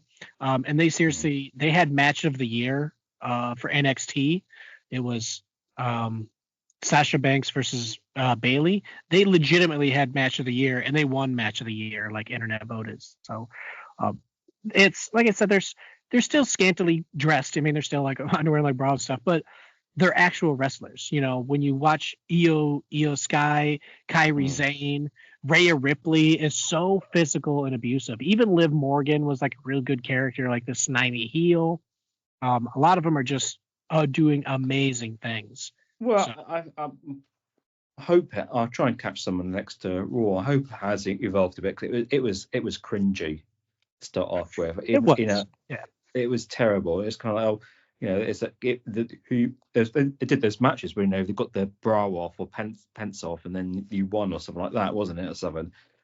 Yeah, it was. These things about people being hypnotized by the size of the boobs and this kind of stuff. It's just like, for goodness. That is long gone, man. Long gone. It is now legitimately these females are professionals, like, and they really are. Again, some are like still mediocre, but then some, like I said, Rhea is amazing. So each, so Raw and SmackDown each has their own world champion. The quality of them has improved as well. Yeah, and they can be the same. It was a bit of just hair pulling and arm bars and stuff, wasn't it? To start off with. When you say it, I don't think I've seen anyone pull hair in years. Like they just don't. That's a relief. Yeah, they don't. I mean, maybe for the junior shows too, like NXT, if they get like a scrap, they might like pull. More bald now. They are like punching. No one has Hulk Hogan long hair anymore. They're all like shaved heads now, like John Cena. Yeah. So, and they also have a junior title for the women now, so which is good because they really didn't have much of a storyline for women if you didn't have the belt. WD always struggled with what storyline to have women without belts, so they just added a IC belt, and they're like, okay, so at least have more chance for storylines, and that's usually lesser known champions. And then they got the tag teams for Raw, which are the War Raiders, which they recently returned, and they redone their characters completely, and now they're just like, straight up just brawlers. And it's cool to see like big fat guys like that are really strong just get to beat up people. You're like, okay, That's cool. I'm all for that. So War Raiders are interesting on Raw. Yeah, because a character, a character can really define with somebody's skill set. You remember like Kane and the chap who he was beforehand was that sort of dentist, wasn't he? The character Isaac he had Isaac Isaac Yankem. That's terrible. It's It was. terrible. It was like the era of characters. Now it's like the era of real names. Roman Reigns, Cena, Cody Rhodes. Well, you're not trying to, because it used to be like, well, it went on for quite a while. Somebody's coming down. Although he's really just he's quit his dentist provision, or he used to be a police officer last week and he's quit and that kind of stuff. We're not going to fall for that kind of that stuff anymore. But I still wonder how much of it, of some of the stuff they do put is made up, like Mexican background, or they're somebody's cousin's uncle's nephew and this kind of stuff. Still don't know how much of that is the story and how much of that is actually true. Dominic Mysterio really is the son of Rey Mysterio, and Dominic Mysterio is doing really good. Like, he came in just as like a heel for as like a face, and then he kicked his dad, and then he low blowed his dad, and then turned on him. He turned into this super heel, and then he cheated on Rhea Ripley with Liv Morgan, and people just boo him like crazy. And he's like bigger than Rey. Is he bigger than Rey Mysterio? Because he was a little guy, really, wasn't he? Yeah, he's tall. Like, I don't know. He's like literally a whole head taller than Rey. And he plays like it's dirty Dominic Mysterio. Like, he plays this character that went to prison, even though he only went for one night type of thing. In the story, he just went to jail for like one night for for punching a referee. So he went to jail, and then he gets out and he's like, I've been to prison. And he has like this teardrop tattoo, aka tattoo, and he's just like, I've been to prison, you don't know what it's like to be locked in, like, and it's just ridiculous. And it's so funny to see him play like this crazy heel, but then he actually holds up in the ring. He's getting really, really good in the ring, and I'm happy to see his character unfold. So as far as family, like, they are definitely, they're related. A lot of the masked wrestlers, like WWE just getting Penta, is amazing, man. Like, I used to watch him in Lucha Underground, and they had intergender matches, and he would beat the tar out of these women. Like, it was horrifying, like, these matches, and they were just beat the tar out of each other, man. And it was just crazy to see, like, Pentagon versus Chelsea Green or Io Sky. I'll send you one of them in the group, but it's just nuts to see these matches. And Pentagon is legitimately a big time worldwide wrestler, and I hope WWE doesn't screw it up, because this is like his lifelong dream. But WWE has a history of not being able to push people who don't speak perfect English. Like, anytime they have a Japanese wrestler, they always get pushed down the card because WWE won't push people that don't speak perfect English. Like, Nakamura was legitimately one of the best wrestlers in the world, and he lost like 100 matches in 1 year. Like, it's embarrassing what they did to Shinsuke Nakamura. So, and then like wrestlers from Mexico who maybe don't have clear English, they don't push at all. Where Pentagon can speak English, but it's like, you tell he obviously has an accent. Where Rey Mysterio sounds like he's from the United States, like, type of thing, San Diego or whatever. So there is a lot more slightly less now, I suppose, but they went through a stage of pushing Mexican sort of stuff as well, which is a bit ironic given current political stances and that kind of stuff. The politics. What that's like now, or not, or whether it's just all mixed in together. Yeah, but there was a lot of Mexican. There was a sort of Mexican group, wasn't there, and stuff. And there still is. They have the LWO, the Latino World Order, and they're not really doing much. They're kind of pushed down, and they always group the wrestlers up. Oh, you guys are Mexican, you're a group. You guys are black, you guys are a group. Like, WWE has a history of doing that, unfortunately. And it's not. It's a little better, but it's not much better. They still have all the British Mexican Bulldogs. Yeah, put all the British guys together, like, so. They have a history of doing that. They were related recently, weren't they? The Hearts and the Smiths and stuff. They were at least related. Now it's the bloodline story. All of those people are relatively from the same family. Like, It's when you think, oh, their hearts have taken over wrestling because there's like 5 of them. No, the Anoya family and the bloodline tree is insane. From the head shrinkers to Oh yeah. all these people. The Rock is from that family. His dad, Rocky Maivia. Jay and Jimmy Uso are from that family. Umaga, who wrestled in the early 2000s. The guy that did the stink face, I can't remember his. What was his name? He's like a big, heavy wrestler. He did like the stink face. He was pretty popular. I can't remember his name now. I can't. Yokozuna. Hey, here's a shocker for you. Yokozuna wasn't Japanese. He was Samoan.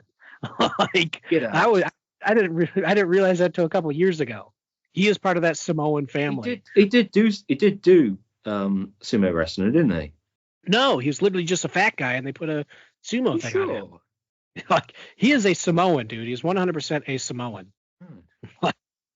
So that like Jay and Jimmy Uso, the new bloodline with Solo Sikoa, and what is it? The other 2 brothers, the Tongas are from like the Tonga Kid, the wrestlers from the 80s. Jacob Fatu, who just came from the Indies. He's gonna say Jimmy Fly. What's he called? Superfly. Superfly, wasn't it? Jimmy Superfly Suka, was it? That's it. Yeah. Yeah, there's no doubt it's the Samoan family dynasty is literally everywhere. Like Jay and Jimmy, Jacob, the Tongas, both Tongas, Solo Sikoa, Roman Reigns, The Rock.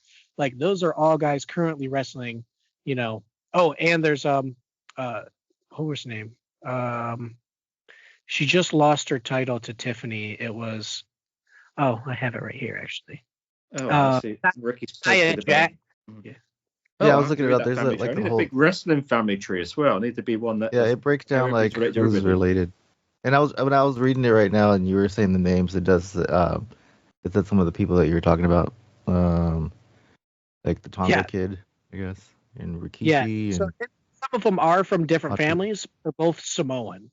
So like this Samoan dynasty is crazy. Nia Jax, she's related to I think The Rock. She's a cousin to The Rock. The girl who like the manager of NXT, that's like the daughter of The Rock. Like these Samoans are. Jax. Yeah, which kind of makes sense. With they're all in the same sport. They're all going to know. They're all to know people who knows people. They're all going to be. It's pretty natural that families stay together and greater families stay in the same sort of sports stuff, look after each other. It's like football and basketball families too, Like, now you got like what's his name, LeBron James's kid playing in the NBA now too. Like it's just a family thing, So. But now imagine like 4 families all doing that, and each family just keeps getting bigger and having more wrestlers. So it's nuts. Like keep an eye on Jacob Fatu, who's like with Solo Sikoa. Like he's really good, man. He's been really good in the Indies, and him being in SmackDown, he's been doing really good so far. So I'm hoping he has a bright future. He's been who are the elder statesmen now in the stewards, whatever you want to call them, in WWE? Who's the ones that have been there for the longest? That still wrestle or? Well, still kind of wrestle, yeah. Not the ones in the background like Triple H and Shawn Michaels, but it's still sort of relatively still active. Like The Rock still appears now and then, but now he's also like CEO of one of the companies. He's on the board for TKO. But like Seth Rollins has actually been there like 15 years now. He's been in like The Miz has been there since the early 2000s. John Cena since the early 2000s. I knew The Miz, yeah. Yeah, and he's been relatively healthy. He's never been out for injury type of thing. Like he's doing really good. So like The Miz is there for a long time. So John Cena's coming back. He's got like The Miz still regularly wrestles. So R-Truth, he's still around. Like that dude has been there forever. Who? Sorry, was that R-Truth? Do you not remember him? You might be not, because he's like he was from TNA and he was in WWE for a long time. He does a lot of comedy acts. R-Truth is the one that's like he goes to the Royal Rumble and then he brings a ladder in and climbs the ladder and he's like, "Oh, I thought this was a Money in the Bank match." That he does comedy. He does comedy skits like that. I mean, obviously, I know CM Punk, but he's not really WWE long serving, is he? He's just in and out several times. No, yeah, he was a big indie guy. Was it ROH? I want to say, yeah, it's like ROH. Then he moved to like WWE. He was kind of a problem. He's like a big problem because he's like he had a huge chip on his shoulder, and he was just like, I should be in every WrestleMania main event, and WWE just didn't do that. He ended up leaving the company. He talked about it. He went to UFC. He like got his butt beat twice by UFC. Then he went to AEW. He got big in AEW again, and then he had a lot of problems with fighting and backstage there and threatening people, so they fired him. And then he's back in WWE, and he's bigger than ever now. It's like, a 48-year-old man. So Yeah, he's been So around seeing- for ages. I'm not like a huge fan of Punk just because of all the problems he caused backstage and all the smear campaigns that he had with WWE. So his feud with Seth Rollins has been really good because it's real. Seth Rollins like legitimately hates the guy. So I mean, they get along now backstage, but Seth Rollins literally carried the company on his back while CM Punk was away talking crap on it and literally trying to build a company that would destroy WWE. So it's good to see those behind the scenes, promos type of thing.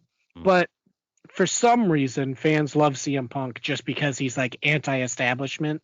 So they love him. So they know it pisses off management when they chant his name. So they chant his name. Triple H is now taken over. So Triple H brought him back. And, he's big. If he wins the title, I'd be fine with it. That's a decent story. Put it on him. Give him a couple-month title run. Pull it off. Let him retire. I'm fine with that. He's still good in the ring. So, and he's still great on the mic. So I'm fine with that. But like you were talking about the champions, the SmackDown, Cody Rhodes is the undisputed champion on SmackDown, and he's had it since last WrestleMania. So I'm wondering if he's literally going to carry it from WrestleMania to WrestleMania. So it's, which is neat. Tiffany Stratton just won the women's championship there. And I don't like the character where she's like the blonde bimbo, but I'm not kidding when I say she's amazing in the ring. I watched her. I was like, oh, just another one of these. Oh, I'm blonde and I'm so stuck up. And then she gets in the ring and you're like, oh my God, she is amazing in the ring. Like the character and her in-ring abilities just do not match because she is phenomenal for only wrestling for like 3 years or something like that. She is phenomenal. And she just won the championship by cashing in Money in the Bank, which was pretty big. So both female champions, Tiffany Stratton and Rhea Ripley, are incredible in the ring. So I'm happy for both of them. And like I said, Shinsuke Nakamura is a United States champion. They're not doing much with him for some reason, but at least he has a belt, so I'm happy. And then DIY is the tag team champion, which was very surprising, and I'm happy for them because they're big indie guys. So I'm glad to see them have a belt. Like I said, it's a great time for wrestling. But we shall see. Let's see what we think after the Royal Rumble, which I am looking forward to. Because the Royal Rumble, I remember back in the days when it was really the WrestleMania and Royal Rumble were the two main, pay-per-views of the year, really. Yeah, well, they were 100%. pretty much the only ones, weren't they? At some point, I suppose. Yeah. I suppose they've got the nostalgia for me is that they are the biggest pay-per-views of the year. Always love the Royal Rumble because you always feel like anything can happen, although anything can't happen because it's scripted, of course. But they feel like anything can happen. You get some more unusual scenarios happening in the. And just remember that the point of Royal Rumble is to establish the storylines for WrestleMania. Like that's it. So it may not have like any big, huge things, but some of the biggest Royal Rumbles, the whole point of them was to establish things that happened at WrestleMania. The Royal Rumble where Ultimate Warrior won, where Macho Man and Hulk Hogan like eliminated themselves, like all this crazy stuff, the stuff that happened between John Cena and Batista, all of that is to establish what happens at WrestleMania. So it really is the road to WrestleMania because every elimination matters. It's going to be part of a story. Oh, who eliminated who? Will they meet later down the line and solve their problems? The last 4 wrestlers is going to be big, and where they go and who they challenge. And really, it's totally up in the air. Are we going to get any blast from the past entries? Because that's something they like to do, isn't it? Doing or surprise people from they've been doing left that. Field. They've been doing that less and less.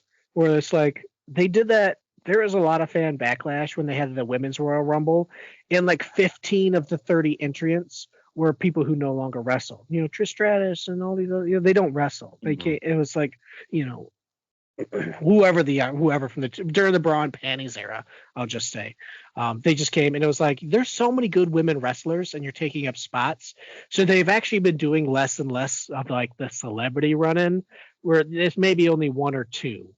So, but I mean that's kind of like the big thing with that, which is good. Get the pop for like the older wrestlers, let them eliminate a few like mediocres, where they're just there for storyline or do comedy stuff. Like that's fine.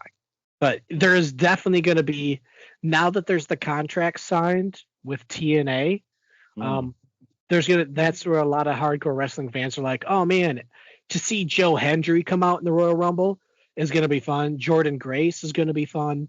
To see Trick Williams, that's Trick Williams. I guarantee, unless he gets hurt, he has to come to the Royal Rumble. He's a really good, really energetic wrestler, who has a history with Carmelo Hayes. They were like a big thing when they were champions. Like Carmelo Hayes had the title for a long time and then lost it to someone else, and then Trick took it. So they got like this long history. So I just hope they do something more than just let's do Carmelo versus Trick Williams at WrestleMania. Like I hope they actually build a storyline with him too. But Trick Williams is really fun. Joe Hendry's really fun.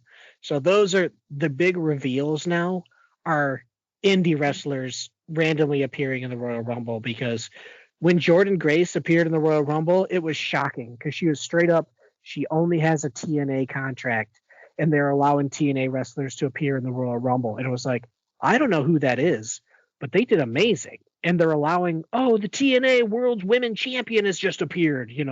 That type of thing is big news to appear over, because fans like to see crossovers with other companies more than they like to see, here comes the Undertaker or whoever it may be, because they know they're a part-time wrestler. They just don't have it anymore. John Cena's obviously going to be in the Rumble. Just to see his storyline is going to be exciting. So, it says the Royal Rumble is going to be big, because I truly don't know where they're going to go with WrestleMania. So it's exciting to see what happens. Yep, definitely looking forward to it. Ricky, because you've been quiet, we've been talking about modern stuff. What about some of your favourite wrestlers from when you were growing up and that kind of stuff? Didn't say Hulk Hogan. No, I mean, I was more partial to Macho Man, but I did used to watch The Rock when he was like doing wrestling, because I thought he was entertaining. I like the whole Brahma Bull stuff and all that, and he'd do that people's eyebrow and people's elbow and all that stuff. That was cool. Like I was like in high school when that was going on, and like I thought it was goofy, and I never really watched wrestling, but like I did used to like watching him. Like I would try to tune in and see, like, I used to call people jabronis. So I thought he was funny. Like I used to like watching him. And then, but yeah, no, back in the day, it was really popular in the 80s when I was a kid. So like you had like, I think Undertaker was still around back then. No, who was one? Andre the Giant and all the old, the classic ones. Those guys, like those were always fun to watch. When I was a kid, I did used to watch it when I was a kid. I remember it used to come on NBC like at night, like at like 9 or 10 o'clock at night. Like when I was a kid, I used to stay up and watch it. But yeah, like it was. You have Netflix, don't you? I have Netflix, yeah. I could just watch Raw. Sit down and watch Raw.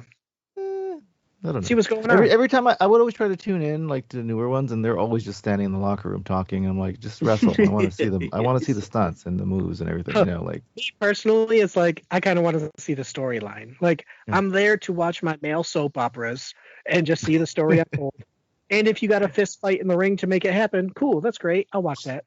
It's funny because like my family's a big boxing family, and MMA and stuff, and so I used to watch UFC when it first started, when it was a tournament, and you had all speaking about sports families, you had like the Gracies, like for the Brazilian Jiu-Jitsu and stuff like that, and like that started getting, Dana White started making it more like entertainment focused. So then we would always complain like, oh, they're trying to make it into WWF, like because they would have people just talking, and you had Chuck Liddell talking smack to whoever he was fighting, like Tito Ortiz or something. Like they just try to make these storylines like in real life. But yeah, there is that entertainment aspect with the wrestling that I think people do gravitate, like gravitate towards. You want to see the story, and then it makes the fight more entertaining, because then you're rooting for somebody. And I never really looked at it that way when I was a kid. Like it was mostly just like hey, I want to see the guys fight each other and maybe one of them would get hurt or something like that. So, but I mean, because like I said, I was used to watching boxing and UFC, but they was I mean, I did like the like I said, I did have some action figure those are the big bouncy ones that you can just bounce, and they used to have those big rings back then that you can use those toys. And I never had the ring, but we used to like throw. Yeah. I had a Hulk and I had a Macho Man one, and we used to just throw them on the floor, and they would bounce up and try to hit your brother with it because they were like hard. Like they were funny. But yeah, no, I didn't never really got that much into it. But yeah, I mean, I knew all the big names back then, and like John Cena, I know now, because he's all over the place, and like I said, Chris Jericho, I've heard of, and CM Punk because he's done other things that were like more geeky and Comic Con stuff. But yeah, Rock probably was the only one I really watched the most, like in the newer ones. And I did tune in when he came back to that one time, and I did see a little bit of stuff with the Roman Reigns and stuff like that. But I mean, everybody loves The Rock, but has he done a decent film? Jungle Cruise was good. He did It's generic. There's a lot of the internet turning against him for being a generic action hero, but when I watch an action movie, I'm not watching for storyline. I'm looking for big stunts. Dude, I grew up on Predator and like the Van Damme movies and stuff. I loved all those, and Steven Seagal flicks and all. So I mean, if there's good action, somebody's kicking or headlocking somebody. I thought he was annoying in Fast and Furious. I did hate his character. But then they made the whole movie with him and what's the other guy's name? The spin-off one, and that one was good. If you haven't seen that one, that's they actually he does go back home, and they have all the his family, and they do the hakas and all that stuff. That was a good movie. But yeah, no, he's made some pretty good ones. Like I like him. Yeah, he just like you said, it's just generic action movies with destruction and violence. Don't expect all sorts of straight like the Fast and Furious stuff. The San Andreas movie. I'm not watching San Andreas to watch a love story. I'm watching to get the planet destroyed, and I'm there to watch a disaster. So that's fine by me. Skyscraper. That was another one you did. I liked. Yeah. He just does action movies. They're fun. Jungle Cruise was actually a good movie though. I did like that one. Yeah. But he did Race to Witch Mountain. No, I've never seen that one. That was the old Disney one. Is Batista still doing movies? Batista. Oh yeah, he's in a movie coming up. Yeah. He looks old now, but he's older though. So, and he's another one that's really surprising. Like, he's so good in Guardians, and like you can't even. His comedic timing is really. And I've seen him in a couple other movies too, and he's just really good. Like. Yeah, I must say I was never really a fan of Batista the wrestler. So his move to his move to movies, I wasn't excited at all. But again, he played a weird character in Guardians of the Galaxy, which is fine. I'm like, okay, it just fit. And I've actually watched him in some more serious roles, and I'm like, okay, he does okay. He does just fine. I don't hate him. I'm just like, okay, he does fine. So yeah, I like Drax. Terrible films that Hulk Hogan's been in. Oh, what was that one? He was a nanny or a babysitter or something. You're thinking about Arnold Schwarzenegger, aren't you? No. He made one, Suburban Commando. That was the one. Oh my gosh, yeah. I've never watched that, but I've never seen it either. He was in Gremlins 2 for like a second. Was he? Have you ever seen Gremlins 2? I don't know. I have or not. Yeah. Also, I know him. I saw Gremlins 2 in the movie theater, and there's a part where you're watching the movie, and then the gremlins are destroying the film. And it actually happens when you're in the theater, and it shows like the screen getting all torn up in the shadow of the gremlins. So it's like they're actually doing it while you're watching the movie. And then it cuts to like someone shouting, "Hey, what's going on?" And it pans around the camera, and it's Hulk Hogan. He's like, "What are you guys doing?" Yeah, I watched all of his movies as a kid, and like, seriously, Suburban Commando, like you said, it's Rocky 3. I think I've only seen Rocky 3 and Gremlins with him. He also did one.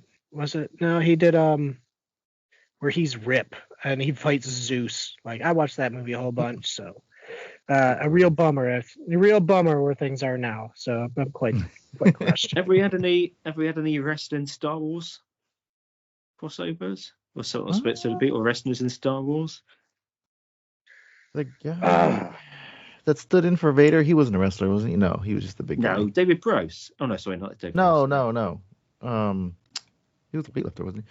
No, recently the one he played Vader in Rogue One. He was also the guy with the that stole Star-Lord's headphones and. Oh, Sasha Banks. Yeah, I knew there was one.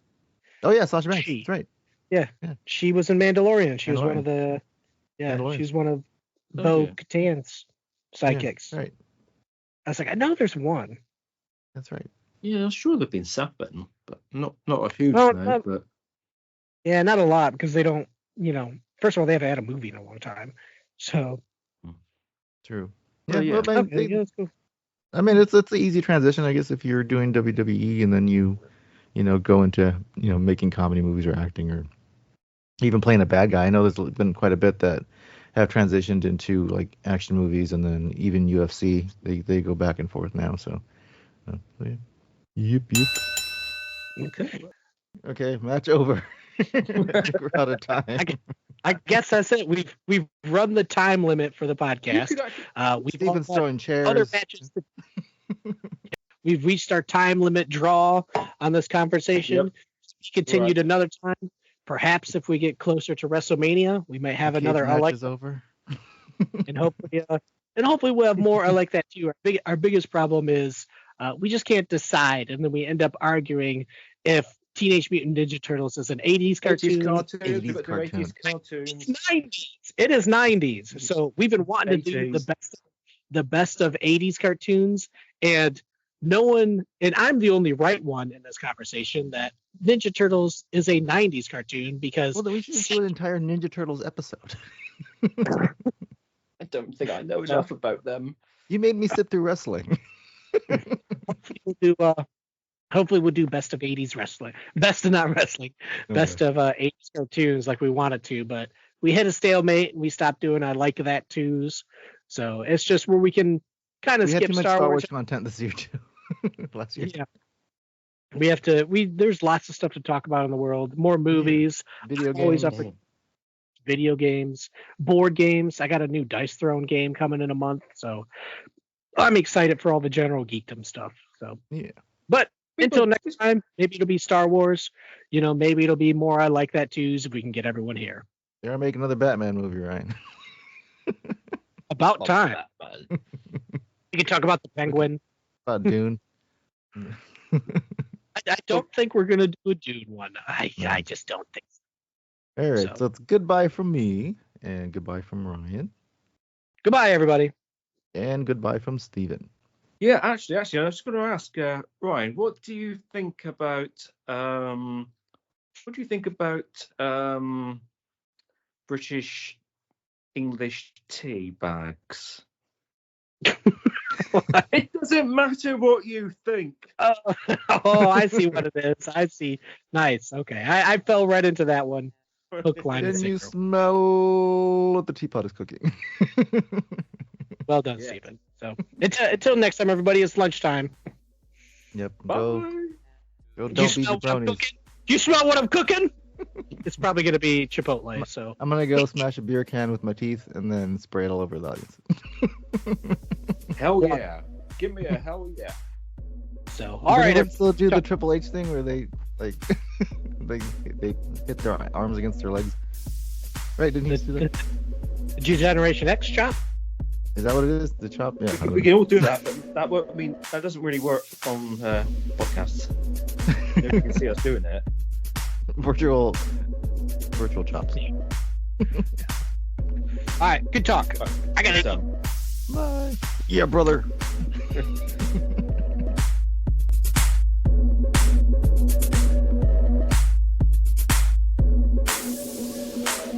I like that.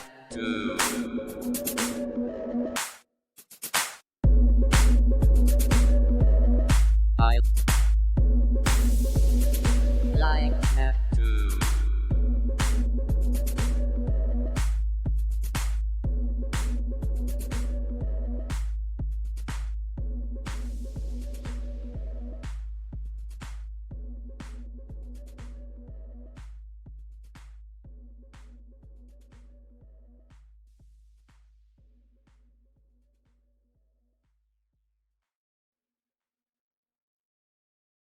Well, see, Oh, it'd I be can't- cool if we can just start doing one of these every month, and then we can release like a I like the two and a PSW Senate, and so we can like have it. We don't even have to make them like 2 hours long. We could just do like an hour, as long as we just have normal. So like, I know you do the thing where you're like, oh, what would bring us together, but You can just book this episode. We're talking about, wrestling.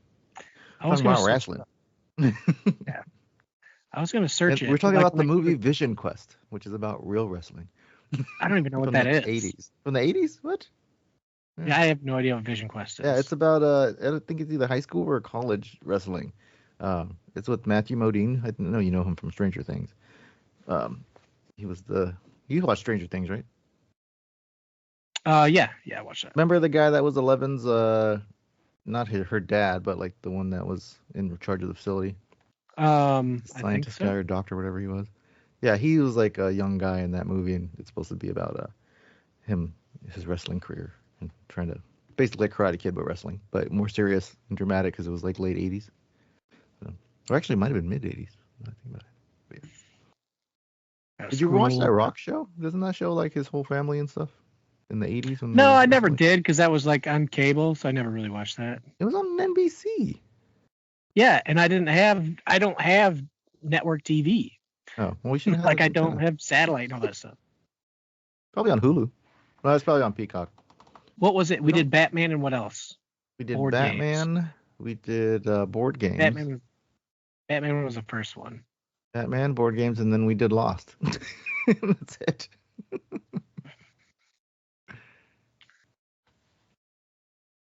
So no, you can tell me you can find me some pictures of wrestlers and I'll put them on the cover because I don't know who to look for.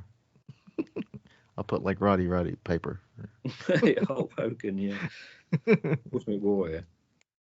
Ultimate Warrior. Oh yeah, Ultimate Warrior. Remember him. We talked about the Ultimate Warrior.